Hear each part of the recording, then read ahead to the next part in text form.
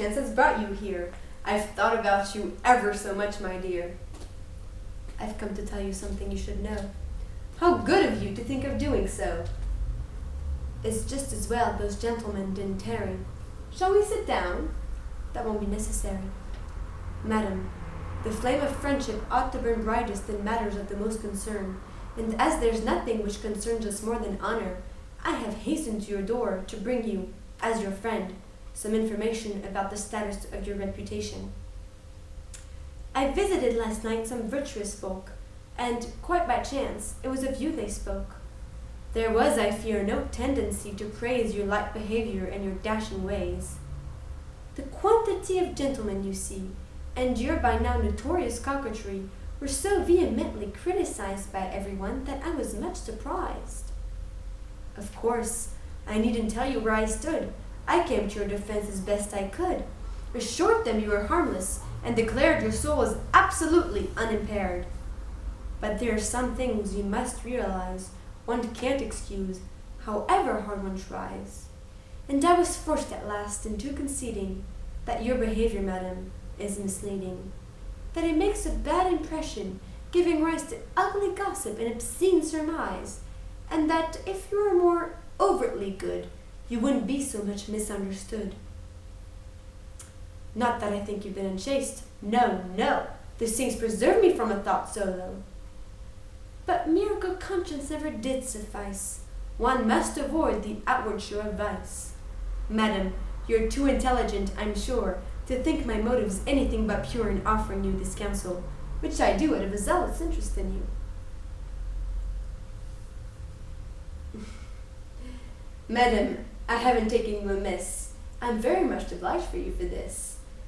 And I'll at once discharge the obligation by telling you about your reputation.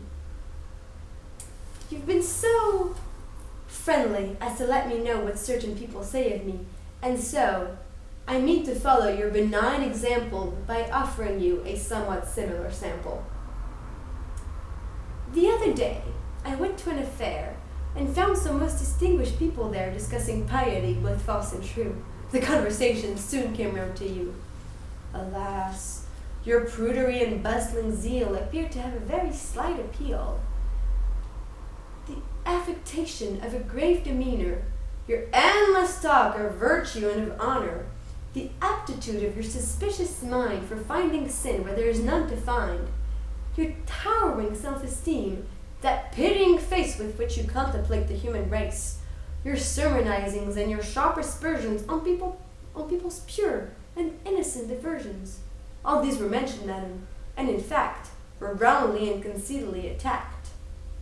What good, they said, are all those outward shows, when everything belies her pious pose? She prays incessantly, but then, they say, she beats her maids and cheats them of their pay. She shows her zeal in every holy place, but still she's vain enough to paint her face. She holds that naked statues were immoral, but with a naked man she'd have no quarrel. Of course, I told everybody there that they were being viciously unfair, but still they were disposed to criticize you, and all agreed that someone should advise you to leave the morals of the world alone, and worry rather about your own. They felt that one's self-knowledge should be great before one thinks of setting others straight, that one should learn the art of living well before one threatens other men with hell, and that the church is best equipped, no doubt, to guide our souls and root our vices out. Madam, you're too intelligent, I'm sure, to think my motives anything but pure in offering you this counsel, which I do out of a zealous interest in you. I dare not hope for gratitude, but I did not expect so acid a reply. I judge, since you've been so extremely tart, that my good counsel pierced you to the heart. Far from it, madam. Indeed, it seems to me we ought to trade advice more frequently. One's vision of oneself is so defective that it would be an excellent corrective. If you're willing, madam, let's arrange shortly to have another frank exchange in which we'll tell each other, entre nous, what you've heard say of me and I of you. Oh, people never censure you, my dear. It's me they criticize, or so I hear. Madam, I think we either blame or praise according to our taste and length of days. There's a time of life for coquetry, and there's a season too for prudery. When all one's charms are gone, it is, I'm sure, a good strategy to be devout and pure. It makes one seem a little less forsaken. Someday, perhaps, I'll take the road you've taken. Time brings all things, but I have time aplenty, and see no cause to be a prude at 20. You give your age in such a gloating tone that one would think I was an ancient crone. We're not so far apart in sober truth that you can mock me with the boast of youth. Madam, you baffle me. I wish I knew what moves you to provoke me as you do. For my part, madam, I should like to know why you abuse me everywhere you go. Is it my fault, dear lady, that your hand is not, alas, in very great demand? If men admire me, if they pay me court and daily make me offers of the sort you dearly love had them make to you, how can I help it? What would you have me do? If what you want is lovers, please feel free to take as many as you can from me. Oh, come. Do you think the world is losing sleep over that flock of lovers which you keep? Or that we find it difficult to guess what price you pay for their devotedness? Surely you don't expect us to suppose mere merit could attract so many beaux.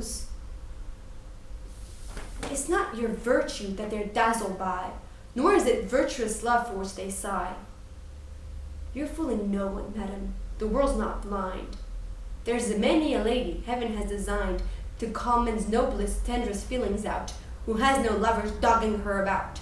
From which it's plain that lovers nowadays must be acquired in bold and shameless ways, and only pay one court for such reward as modesty and virtue can't afford. Then don't be quite so puffed up, if you please, about your tawdry little victories, and try, if you can, to be a shadeless vain, and treat the world with somewhat less disdain. If one were envious of your amours, one soon could have a following like yours. Lovers are no great trouble to collect, if one prefers them to one's self-respect. Collect them then, my dear. I'd love to see you demonstrate that charming theory.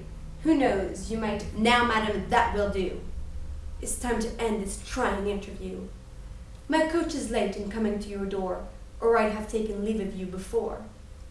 Oh, please don't feel you must rush away. I'd be delighted, madam, if you'd stay.